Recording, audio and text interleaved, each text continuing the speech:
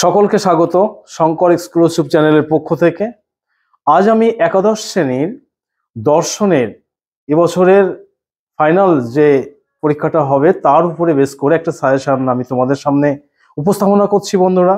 তো দেখো, আমার এই প্রশ্নগুলো অবশ্যই তোমাদের কাজে আসবে এবং এই প্রশ্নগুলো খুবই গুরুত্বপূর্ণ প্রশ্নগুলো, তোমাদের প্রত্যেকে তোমরা অবশ্যই দেখে যাবে। তো যাই হোক, ভিডিওটি শুরু করার আগে আবারও বলি, আমার এই ভিডিওটি যদি ভালো লাগে অবশ্যই like, comment, share, update video পেতে সাবস্ক্রাইব করো, পাশের বেল আইকনটি প্রেস করতে ভুলো না।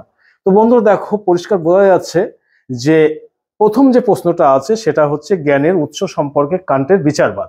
প্রশ্নটা খুবই গুরুত্বপূর্ণ এবছরের জন্য। দ্বিতীয় প্রশ্ন, জানা ক্রিয়াপদটি কি কি অর্থে ব্যবহৃত হয়, প্রত্যেক প্রকারের উদাহরণ সহ ব্যাখ্যা করো। এই প্রশ্নটাও খুবই গুরুত্বপূর্ণ। তৃতীয় প্রশ্ন, হিউমের নিয়ত সংযোগ তত্ত্ব সংক্ষেপে বর্ণনা করো। এই মত কি ত্রুটিমুক্ত? চতুর্থ প্রশ্ন, সরল বস্তুবাদ তত্ত্বটি আলোচনা করো। পঞ্চম প্রশ্ন, লক যে মুখ্য গুণ ও গৌণ গুণের মধ্যে পার্থক্য করেছেন তা আলোচনা করো। এই মত কি গ্রহণযোগ্য? তো বন্ধুরা অবশ্যই ভিডিওর জন্য অপেক্ষা করো, পরবর্তী ভিডিওর জন্য অপেক্ষা করো। আমার এই ভিডিওটি যদি ভালো লাগে অবশ্যই like, comment, share, update video পেতে সাবস্ক্রাইব।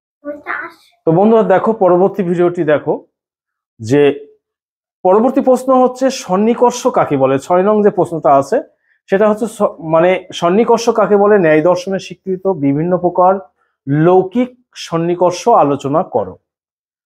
পরবর্তী প্রশ্ন, ব্যাপ্তি কাকে বলে, ব্যাপ্তি গ্রহ কিভাবে হয় আলোচনা করো। অষ্টম প্রশ্ন দেখো বন্ধুরা, মানবতাবাদ কি? রবীন্দ্রনাথের দৃষ্টিতে বিশ্ব মানবতাবাদ তাৎপর্য ব্যাখ্যা করো। দেখো বন্ধুরা, এই প্রশ্নগুলো, এই 8টি প্রশ্ন তোমরা যদি এবছরের জন্য তৈরি থাকো অবশ্যই তোমরা একটা ভালো জায়গায় যেতে পারবে, এটুকু আমি আশা রাখি। যাই হোক, আমি আবারও বলি, আমার ভিডিওটি যদি ভালো লাগে like, comment, share, update video পেতে সাবস্ক্রাইব করো, পাশের বেল আইকনটি প্রেস করতে ভুলো না।